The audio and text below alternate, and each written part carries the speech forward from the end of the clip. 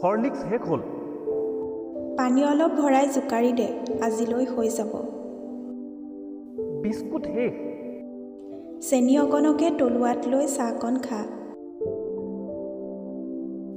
কলগেটটো শেষ। কাটি দেচোন, কেইবাদিনো যাব। চিলিণ্ডাৰ শেষ। ওলোটাই দে, অকণ জ্বলিব।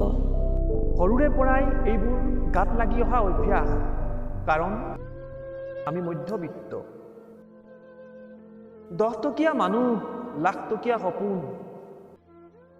বজাৰ কৰিবলৈ যাওঁ, দৰদাম অকণ কৰোঁ, কাৰণ হিচাপৰ কথা থাকে। হিচাপ নিমিলিলে কৈ সান্তনা ল'ব।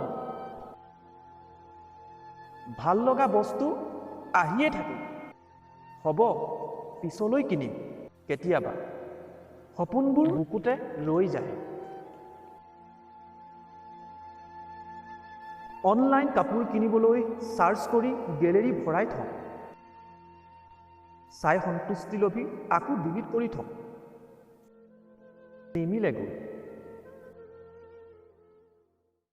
হৰলিক্সৰ টেমাটো খালী, চেনি চাহপাত ভৰোৱা টেমা কৰোঁ। ৰঙৰ বাল্টিটো, দৈ অনা মলাটো খালী হ'ল, ফুলৰ টাব হৈ গ'ল।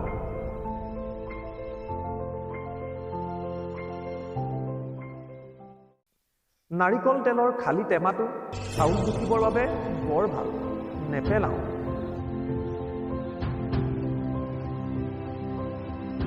মধ্যবিত্তৰ চিন্তা।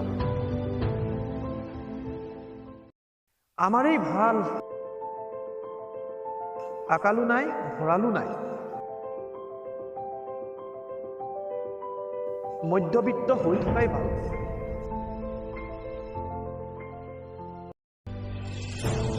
সপোন সজাব পাৰোঁ, পূৰণ নহ'লে।